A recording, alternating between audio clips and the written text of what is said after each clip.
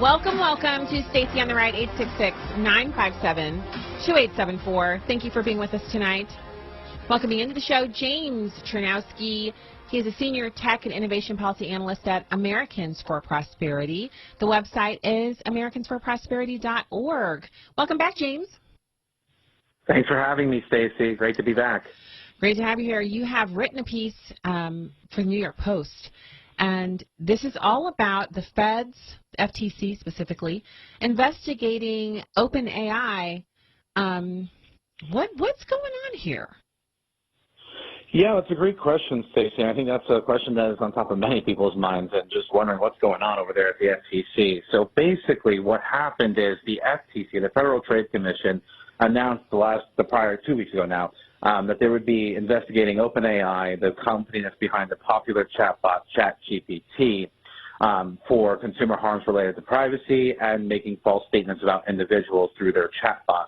Now, the problem here is that when you're talking about the privacy concerns, they're scraping publicly available information. There's nothing illegal about that. So really what this is about, in my opinion, is that it seems like the FTC is going on a fishing expedition to try to make OpenAI censor speech that's going through the chatbot there. And that's something that's unacceptable, and that's what I was covering in the New York Post piece that I had written. So help those of us who were all lay people, especially in comparison to yourself, because this is your area of expertise, and most of us are just familiarizing ourselves with ChatGPT and OpenAI. We're trying to see how it fits into our lives and whether or not it's even applicable to us. What does this actually mean in layperson's terms? Are we under threat of having the AI companies maybe violate our privacy, or is the FTC kind of looking for something, like looking for a problem where there isn't one? Yeah, I think that it's more the latter than the former. I think the FTC is looking for a problem where there's not one. What ChatGPT does and what all AI and large language models do is that they basically collect a lot of information that's publicly available on the internet, whether that's through op-eds like the one that I wrote, or articles, websites, books, things of that nature, to basically compile and produce outputs for you when you're asking it questions, right? So if I want to know about something that might have happened, I can go and put that into ChatGPT, and within reason, it will go and give me a result that goes and talks about that particularized event, right? And that's the purpose of the technology. But like I said, with this announcement of the investigation from the Federal Trade Commission, well, that was one part of it, which is all perfectly legal. Again, like I said, it's completely legal for the companies to do that, broadly speaking. The latter half of this was focused on the false statements that the bots can make about people, individuals. Now, let's be clear here. The bots don't actually go and, say anything false, let's say, about an individual, right? Like, the bot in ChatGPT does not know who I am. It's going to go and not know because I'm not a public figure, I'm not a well-known personality. So really the kinds of people that this is referencing are people that are like public-facing officials, very well-known celebrities, things of that nature. And what the FCC is doing here with that investigation, I think, is, again, they're trying to control what information is going into the large language models, which all those kinds of things that I mentioned, whether it's an op-ed, a book, a website, that's all user-generated content, speech, right? And when the FCC is trying to control that input, it's going to go and basically censor what the bot is otherwise going to be able to tell you as the end user when you go to query the chatbot to find out more. So that's really where the problem is here, Stacy. Okay, so for people who don't want the chatbot to maybe use them or use their information, or the chatbot to use their, let's say, their book, then what are the options? If people want to opt out of being a part of what the chatbot can utilize? Yeah, again, like I said, for your average individual, it's not going to sit there, and it's not interested in you as the individual. It's interested in more of the publicly available information that's out there on the web. So again, it's going to be focusing on those types of things and not about the individual to go and create the responses that it's doing.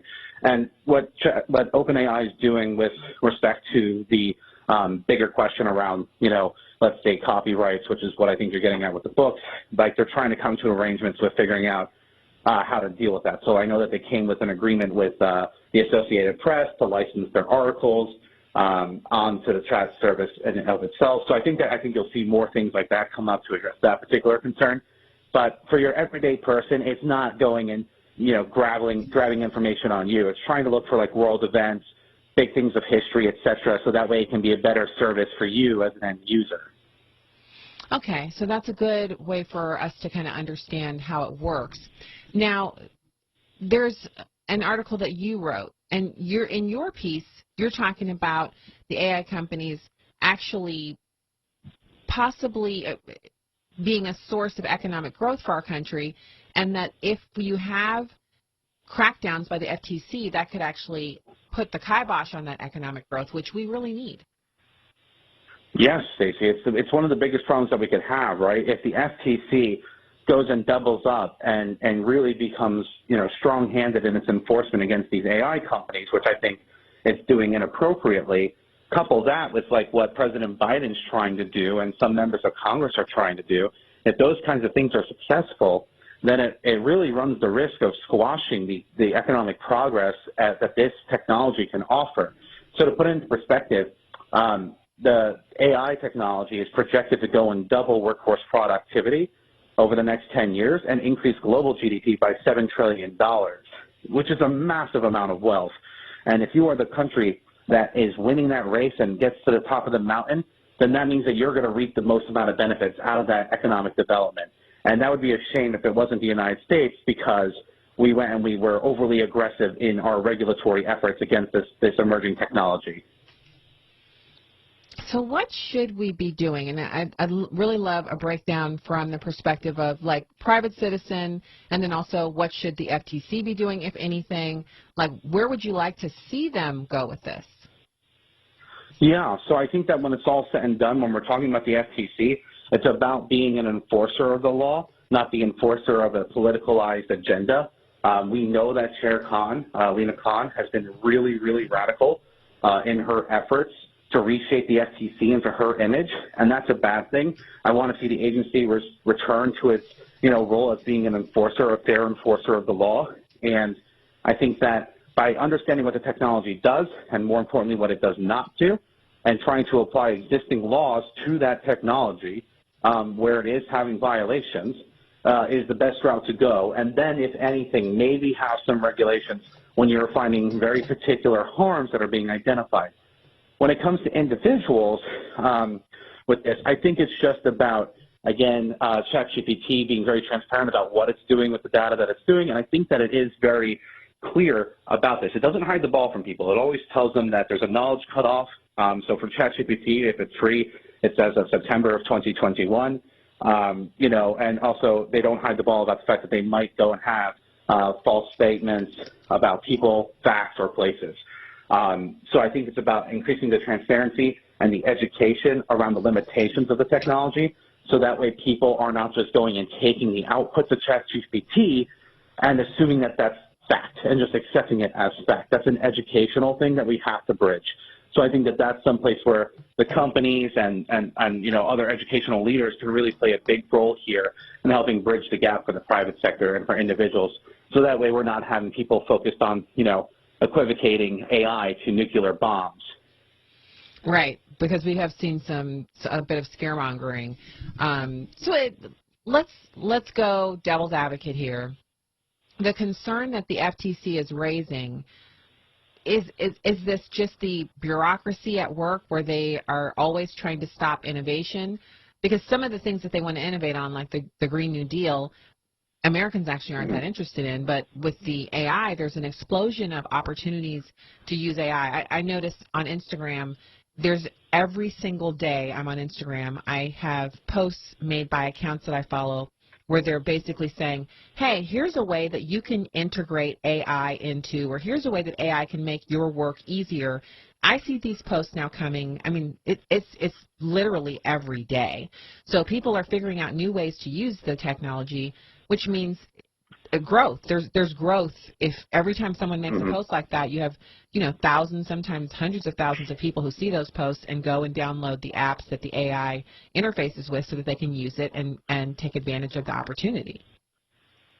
Yeah, I think you're absolutely right, Stacy. I think that a lot of people, the best thing about this is that as people talk about it more, they're becoming more aware of what this technology is and learning about how to use it best for their uses in their life, right? So, like, I've used ChatGPT for, like, general cursory research questions, and it's really been helpful for me in understanding, like, what is the actual question that I want to get the answer to, right? So it's actually been very helpful for me in terms of just thinking critically about what exactly it is that I'm looking for. And I think that that's actually been very helpful for making me more productive in my work.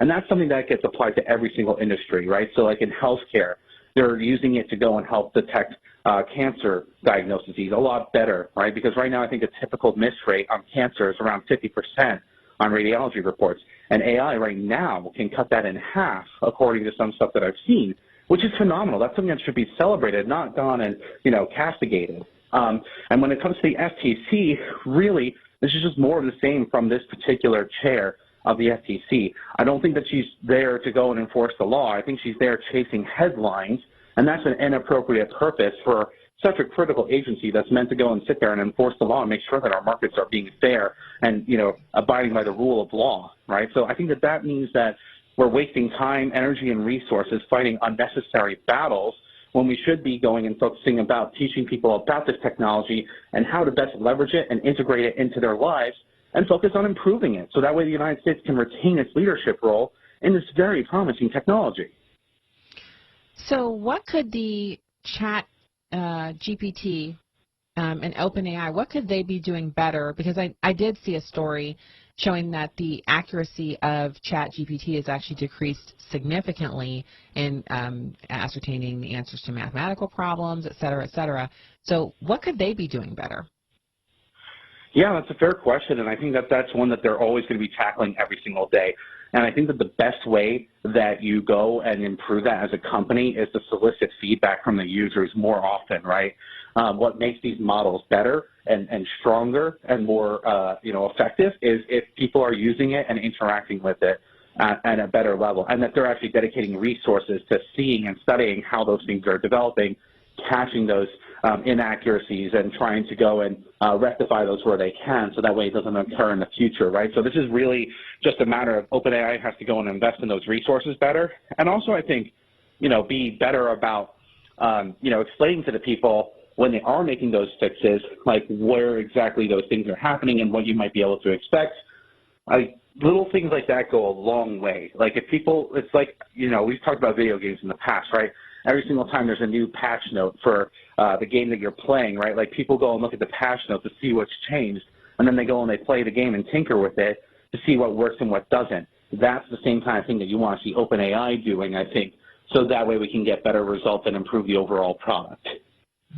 Okay. All right. So anything else you'd like to add? Because I know for technology, there's lag. There's people like yourself who you're completely integrated with this. You're at the tip of the spear, and you have a large knowledge base from which to pull when you're discussing this, when you're thinking about how it works. For a lot of Americans, there's significant lag in this arena because ChatGPT doesn't interface with their work. It's not something they need to use on a daily basis, and they don't have a lot of interest in using it because they have not yet seen how it can make their lives easier. So, I guess it's just a question of what's next. Yeah, I think what it is it's more a matter of like finding that moment where you can turn on the light bulb for people to recognize how AI is already in their lives in ways that they never even thought about it, right? When you're sending an email and you see the word that pops up next, that is an algorithm that's doing predictive text, which is basically what ChatGPT does on steroids. I think that, every single time that you do a word search, every single time that you do anything on Google, YouTube, your Facebook, your social media posts, like a lot of that is all powered by AI in different ways. And now it's just trying to go and do that with you on a more user-based level. And it's about connecting with it and finding the kind of product that works for you, right? So I think that ChatGPT is just the first iteration, but as people use it more and we find out like what people are interested in using, it's just about, hey, I want to do stuff with music.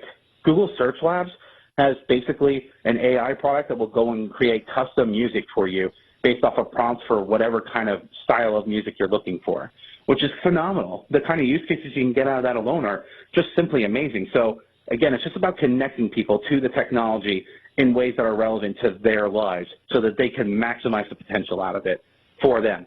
This is going to be a long experiment, but I'm personally very excited about it.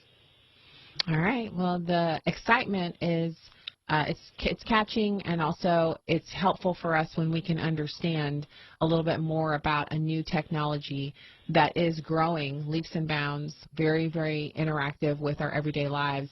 And soon, we'll be seeing more evidence of it. Right now, it's like you just described.